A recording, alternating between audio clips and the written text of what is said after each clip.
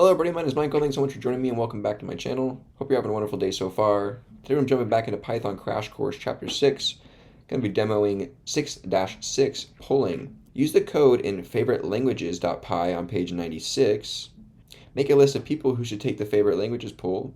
Include some names that are already in the dictionary and some that are not. Loop through the list of people who should take the poll. If they have already taken the poll, print a message thanking them for the response. If they have not yet taken the poll, print a message inviting them to take the poll. All right, let's go ahead and grab that favorite languages dictionary on page 96. All right, now that we have our favorite languages dictionary in here, we need to make a list of people who should take the favorite languages poll.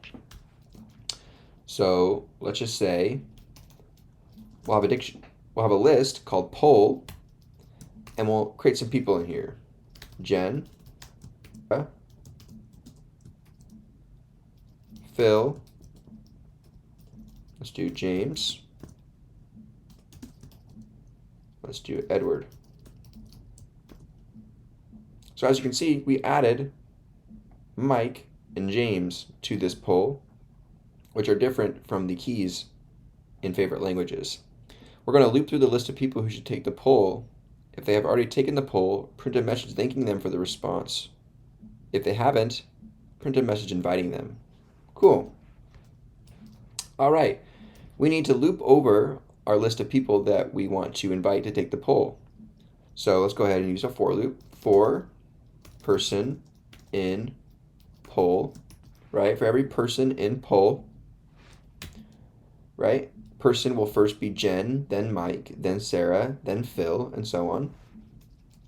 If person in favorite languages. What's going on here? Well, we can use the in keyword to check if this value is contained within this object. And when we automatically check for values within dictionaries, it defaults to the keys. That's kind of a quirk of Python. So I could say this or keys. Both of these are the same thing, as checking for inclusion within a dictionary without a method applied is just checking the keys. If person in favorite languages, what are we going to do? Well, this person has already taken the poll and has a favorite language, so we're going to thank them for the response. So let's print, use an F string, say thank you, person, dot, capitalize, for taking the poll. This will insert the person string directly into this phrase using that F string syntax, right? Now, if the person isn't in favorite languages, which means that this statement evaluates to false and this print statement never runs, else, let's go ahead and print person dot capitalize, please take the poll. So if the person is in favorite languages, in the keys of favorite languages, print that thank that person for taking the poll.